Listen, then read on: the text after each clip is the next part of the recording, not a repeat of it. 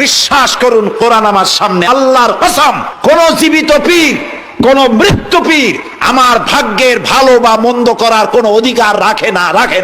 কোন পীর ফু দিয়ে আমার ভাগ্যকে ভালো বানাই দিতে পারবে না, এবং আমার একটা চুলও বাঁকাও করতে পারবে না। খাইরিহি ওয়া শাররিহি মিনাল্লাহ তাআলা, আমার ভালো আমার মন্দ করার একমাত্র মালিককে। এক আঙ্গুল আকাশের দিকে উঁচু করে চিৎকার দিয়ে বলুন, কে? আবার বলেন, আবারও বলুন। ফাতনামা, আল্লাহ কবুল করুন, বলেন আমিন। আপনি কোন অসুবিধায় পড়েছেন, মাজলুম হয়েছেন, অত্যাচারিত হয়েছেন, চাকরির সমস্যা হয়েছে, ঘরে খাবার নাই, অসুখ বিসুখ হয়েছে, নানান ধরনের সমস্যায় পড়েছেন, কোনো মাজার নয়, কোন পীর নয়, মসজিদের ভিতরে চলে যান, উজু করে মসজিদে ঢুকে 2 রাকাত কাজায়ে হাজাতের নামাজ পড়েন। রাসূলুল্লাহর উপরে যখনই বিপদ হতো তিনি নামাজে দাঁড়ায় যেতেন। সুবহানাল্লাহ বলো।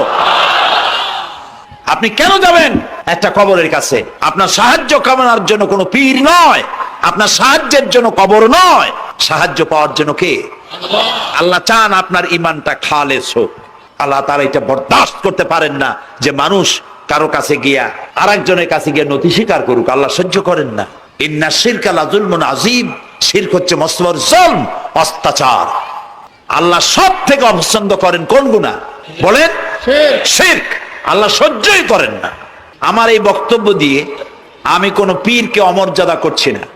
পীর সাহেবদের কাছে পীর কোন শরীয়তের শব্দ নয়, কোরআন এবং হাদিসে কোথাও পীর বলে কোনো শব্দ নাই। এটি ফার্সি শব্দ। এই শব্দের অর্থ হলো বৃদ্ধ। তো পীর যদি বৃদ্ধ হয় ভালো কথা, তিনি যদি আলেম হন আরো ভালো কথা। কিন্তু বাপ পীর ছিল, উনিও সেই সুবাদে পীর, ইলেম নাই, তোনার নিজের কাছেই তো টর্চ নাই, আপনাকে অন্ধকারে উনিও ম্যানহোলের মধ্যে পড়বে, আপনারে নিয়ে পড়বে। আলেম হইতে হবে, পীর যদি হয় আলেম হইতে হবে, 1 নম্বর কথা। 2 নম্বর কথা হলো তিনি ব্যবসায়ী হবেন না, ধর্মের নামে তিনি ব্যবসা করবেন না, তিনি মানুষকে হেদায়েতের পথ দেখাবেন, প্রয়োজনে জেলে যাবেন, প্রয়োজনে ফাঁসির মঞ্চে দাঁড়াবেন। তিনি নিজেকেই ইসলামের সব আমি করি, আর ইসলাম কারো কাছে নাই। যারা ইসলাম করলো 70-80 বছর ধরে, রাজনীতির পথ দেখালো, তারা ইসলামের দল না, ওনারটাই ইসলামের দল। এই ধরনের ফাজলামি বক্তব্য থেকে বিরত থাকতে হবে, এই ধরনের বেয়াদবিপূর্ণ বক্তব্য থেকে বিরত থাকতে হবে। আমার দোকানে খাঁটি ঘি পাওয়া যায়, আর কারো দোকানে খাঁটি ঘি পাওয়া যায় না। ইসলাম নিয়ে এই ধরনের মনোপলি বিজনেস করতে দেওয়া হবে না। প্রিয় ভাই সব, আমরা পীর সাহেবদের চিনি। পীর ছিলেন শাহজালাল রহমতুল্লাহ আলাইহি। সুবহানাল্লাহ। যুদ্ধ করা লাগে নাই, আজান দিয়েছেন, মূর্তির মাথা ভাঙ্গা চুর চুর হয়ে পড়ে গিয়েছে। গৌর গোবিন্দ পলায়া কুল পায় নাই। লোকেরা যায় তার মাজারে গিয়ে গজাল মাছ জিয়ারত করে আসে, কিন্তু তরবারিটা দেখে আসে না। দোধারি তরবারি এখনো আছে। সুবহানাল্লাহ বলেন। পীর ছিলেন হযরতে বাহাউদ্দিন নকশবন্দি, মুজাদ্দিদ আল ফিসানি রহমতুল্লাহ আলাইহি, বড় পীর আব্দুল কাদের জিলানী রহমতুল্লাহ আলাইহি, খাজা মঈনুদ্দিন চিশতি রহমতুল্লাহ আলাইহি, খাজা জাহান আলী রহমতুল্লাহ আলাইহি। কত ওলিউল্লাহর মাজার দিয়ে আমার দেশ ভরা। আলহামদুলিল্লাহ কর। আলহামদুলিল্লাহ। এরা একদিকে মানুষকে মুরিদ বানায়া মুরিদের টাকা দিয়ে নিজেদের পকেট ভরেন নাই। ওনারা এরকম করতেন না, এইরকম করতেন। আর রাসূলুল্লাহ বলেছেন এই রকমের হাতের মর্যাদা নাই, এই হাতের মর্যাদা। আমি পীর দেখছিলাম, বাইতুল শরীফের পীর হযরত শাহ আব্দুল জব্বার সাহেব, আল্লাহ তাআলা জান্নাতুল ফেরদাউসের মেহমান বানায়নি। এই বাংলাদেশে শত শত মসজিদ মাদ্রাসার এতিমখানা তৈরি করে গেছেন। সুবহানাল্লাহ। বৃষ্টির মৌসুমে চট্টগ্রামের বাড়ি তার, 14 বছর মাদ্রাসায় ওয়াজিদিয়া চট্টগ্রামে 14 বছর বুখারী শরীফ পড়িয়েছেন। কি মানের আলেম!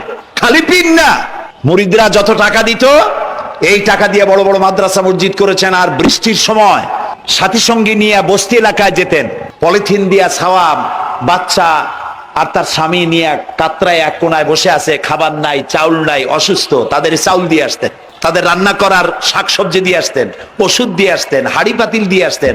বন্যা হলে, তুফান হলে টাকা উজাড় করে যা মুরিদরা দিত সবগুলি উজাড় করে মানুষের খেদমত করতেন। সুবহানাল্লাহ। কাজী যারা জামায় অনেকগুলো পকেট সমানে নিতে থাকে আর ভরতে থাকে এইভাবে করে, এই ব্যবসায়ীদেরকে পরিত্যাগ করতে হবে। পীর হচ্ছে ওই সমস্ত লোক যারা নাকি ধর্মের নামে ব্যবসা করে না, বরং আল্লাহর দ্বীনকে প্রতিষ্ঠা করার জন্য কথা বলে। প্রিয় ভাই সব, আমাদের জেহেন সাফ করতে হবে, পরিষ্কার করে বুঝতে হবে আমার ভালো আমার মন্দ কে করতে পারে? আল্লাহ। সম্রাট শাহজাহান নাম শুনেছেন? কোথার বাদশা বলেন? দিল্লির সম্রাট। সম্রাট শাহজাহান, পৃথিবী জোড়া নাম তার।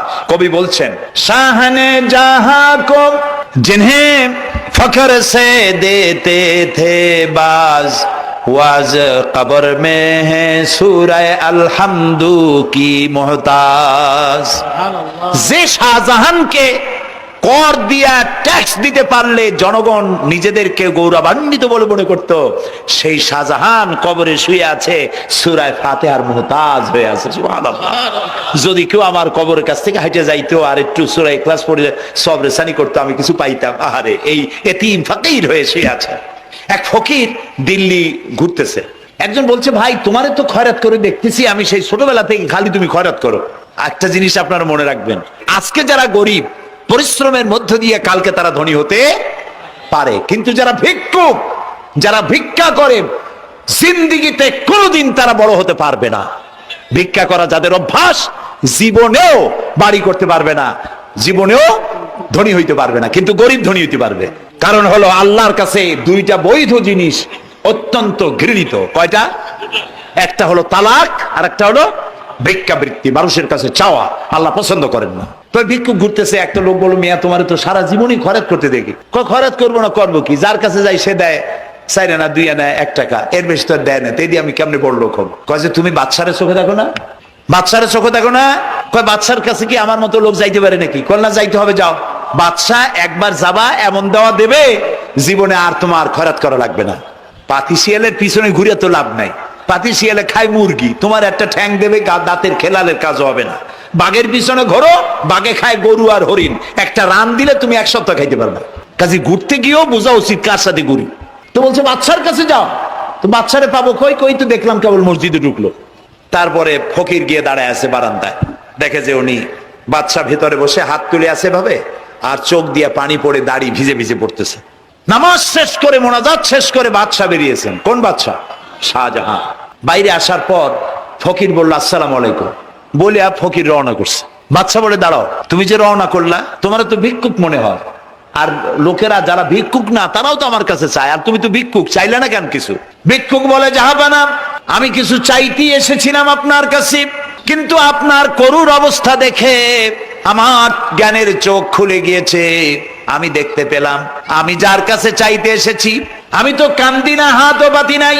যার কাছে চাইতে আসলাম দিল্লির সম্রাট, আবার কোন সম্রাটের কাছে হাত পেতে ভিক্ষুকের মতো কি জানি চায়, আর চোখ দিয়া পানি পড়ে দাড়ি ভিজে ভিজে পড়ছে।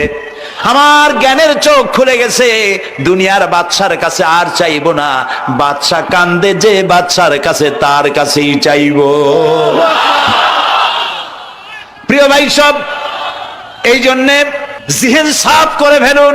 দুনিয়ার কোন মানুষের জন্য, মানুষের কাছে নয়, কোন কবরে নয়, কোন কারো কাছে নয়, আল্লাহ তাআলার কাছেই আমরা নামাজের মধ্যে ঘোষণা করেছি, ইয়াকা না'বুদু ওয়া ইয়াকা নাস্তাঈন। আল্লাহ তাআলা, তোমার একমাত্র ইবাদত করি, তোমার কাছেই সাহায্য চাই। কাজী সাহায্য আল্লাহর কাছে। কার কাছে চাইবো বলে?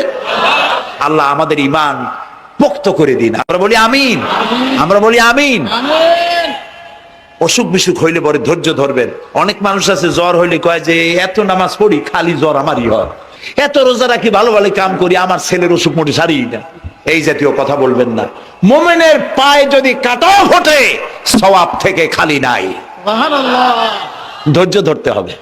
কাঁটা ফুটছে, বলেন ইন্না লিল্লাহ।